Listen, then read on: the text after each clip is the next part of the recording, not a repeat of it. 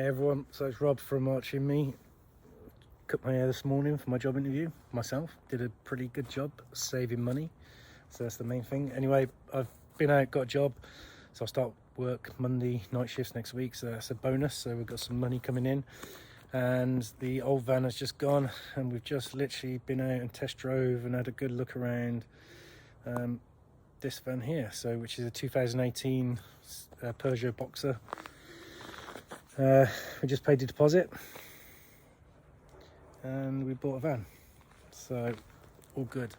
Sorry for the crazy YouTube, but it's a L3H2 2-litre diesel HDI blue Peugeot Boxer, so that's our new home, and now we just need to convert it. So that's it. So that's our news, job and van, so we're all good.